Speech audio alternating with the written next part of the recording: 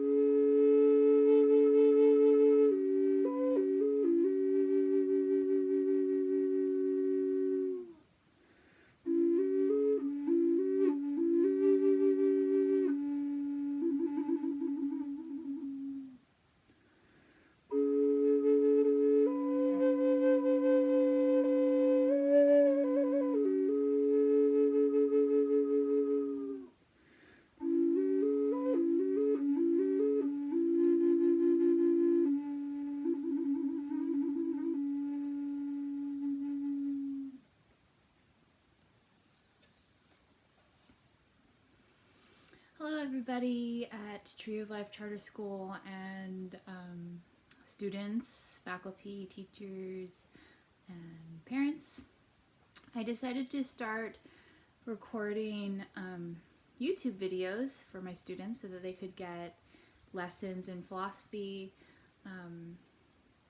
Chinese potentially, and I'll be playing the flute, offering guided meditations and yogic practices to help all of the students and other people find a little bit of peace amidst all this turmoil that's going on right now.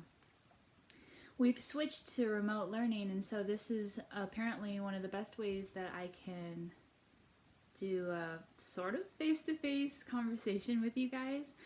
And I'll just be offering like stories. I'll be reading stories, and at the end I'll pose some philosophical questions for the students to entertain, and they can write brief responses. Like if they're first graders, you could write like 3 or 4 sentences in response to a question, or pose your own questions in response to the reading. And if you're a second grader, you could do like a 5-sentence response to the philosophical issue. And if you're an elder in my class, you could do maybe a couple paragraphs actually. And figure out a way for you to post. The cat is trying to get inside. Let me introduce you to my cat friends briefly. Oh, where'd he go? Well, here's one kitty. Jaeger, say hi. That's Jaeger. I know my students really like animals, so I'll show my pets, or my friends, really.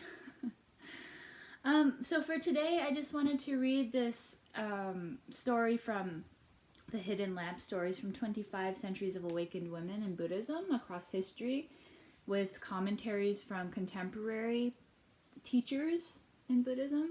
And I find these very practical and easy to relate to for daily issues that we face. I picked this story because it's about fear, and I think there's a lot of fear going on right now with this coronavirus, and in life there's always things to be afraid of. We're always afraid of, or a lot of people are afraid of death and sickness and old age, but those are inevitable things in life. And one of the things that Buddhism talks about is how to deal with whatever's arising in the mind, including fear. And so I'm going to read this little story here I think it's easy for students to relate to, first through third grade and up, and adults as well. So I'll read this to you and read some questions at the end, some thoughts for brainstorming. So the name of the story is called Dipa Ma's Fearless Daughters. It's in India/the United States, 20th century. Dipa Ma was on an airplane with a woman student. It was very turbulent and the woman screamed. Dipa Ma was sitting across the aisle and took her hand and held it. Then she whispered, "The daughters of the Buddha are fearless." So that's the story, and then there's a little reflection afterwards from Amita Schmidt. The first time I heard this story, I thought, wait a minute, the Buddha never had a daughter. Dipa Ma, however, is pointing to a truth here that is deeper than historical facts. First of all, she is teaching her students as a Buddhist practitioner. Each one of us belongs to the Buddha's family. No one is left out, not by gender, nor by time or history. We all belong to the lineage and the awakening of the Buddha right here, right now. Dipa Ma is also emphasizing the fearlessness needed on this path of the Dharma, or spiritual path.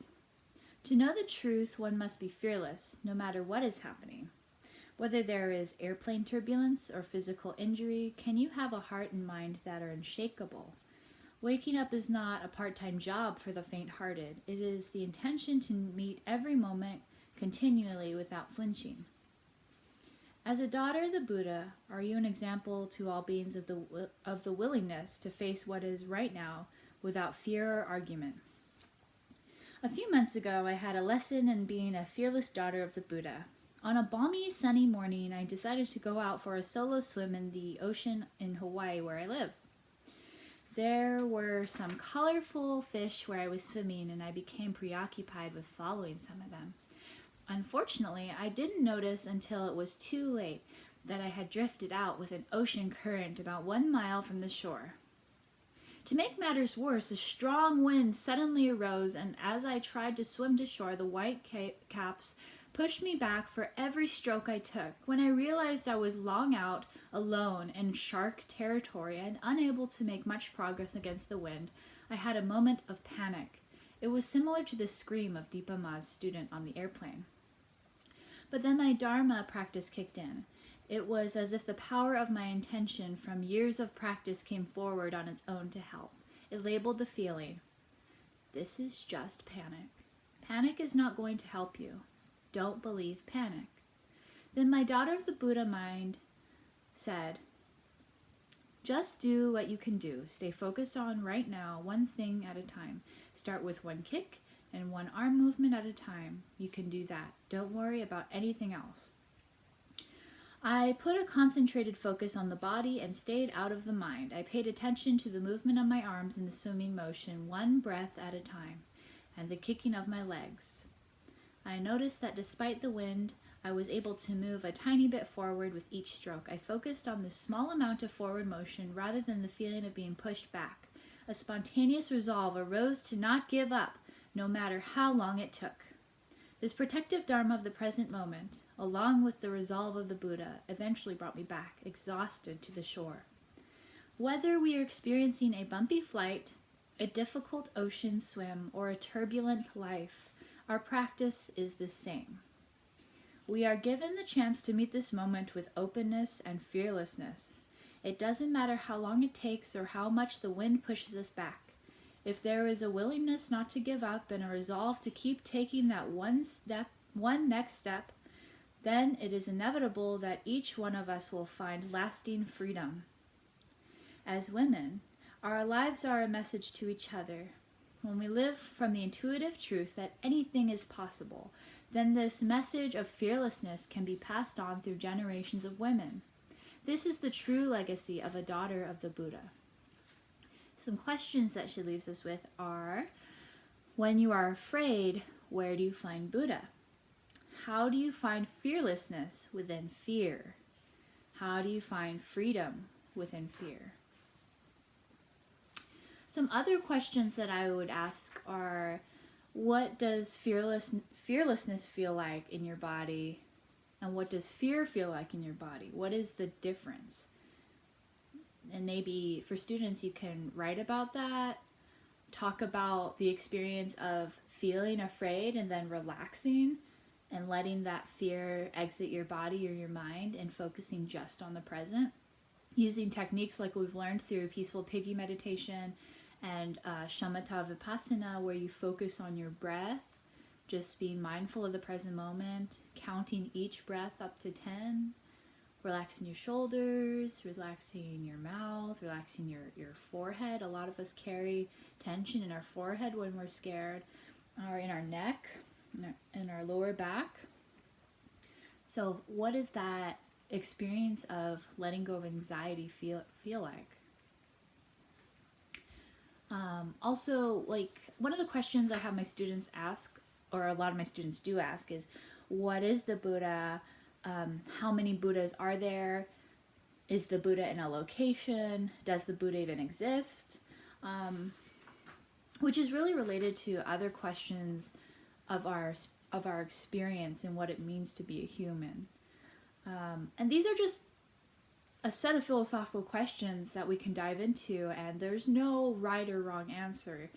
As my students know, we leave these questions open, and people can have their own opinions about these, and we can agree to disagree respectfully.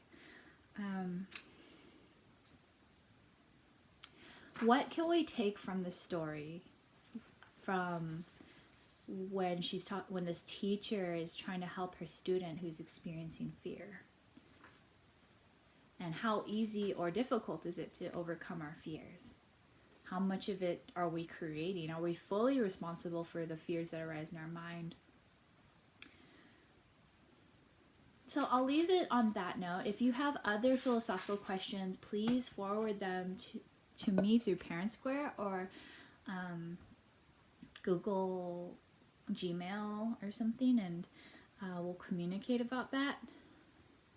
I'll read more from The Story of the Kind Monk for my class, and I'll pick other books for my students to listen to and to raise their own philosophical questions about. It's going to be a little different because we can't have an immediate philosophical conversation like we usually do, but I'm hoping that I can receive questions and comments and responses from my students so that we can still think about these things more deeply together. Now, before I end, let's all take a deep breath in. Exhale.